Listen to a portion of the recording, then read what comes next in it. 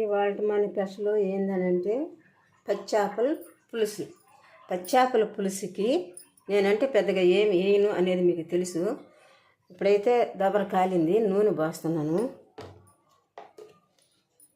చేప ముక్కలు వేయించడానికి తీసేసాను కదా, ఇవి నూనె పోసి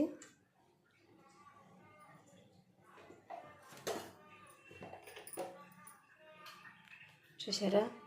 దానికి కావాల్సినటువంటి 4 ఎర్రగడ్డలు కోసాను, టమాటాలు ఒక 5 కోసాను, అంటే కొంచెం పుల్లగా ఉంటుందని. చూడ దానిలోకి ముందుగానే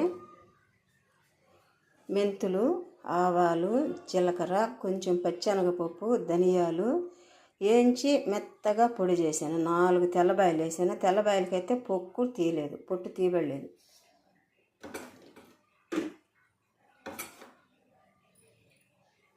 చింత పులుసు ముందే కలిపి రెడీ చేసి పెట్టుకున్నా. అవి కొంచెం చేపలు కాబట్టి, ఒక పుల్లగా కావాలి కాబట్టి ఒక 100 గ్రాములకి అటు తక్కువగా, కొంచెం 50 గ్రాములకి పెచ్చుగా వేసాను.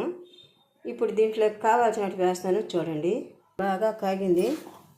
ఫస్ట్ కొంచెం ఆవాలు, కొంచెం మెంతులు, కొంచెం జీలకర్ర, ఒక్క ఎండుమిరపకాయ, తెల్లగడ్డ దాన్ని వేసింది, మళ్ళీ వేయలేదు.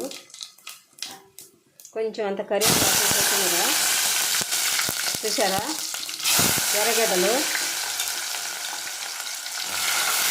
ఇవన్నీ బాగా వేగాలి.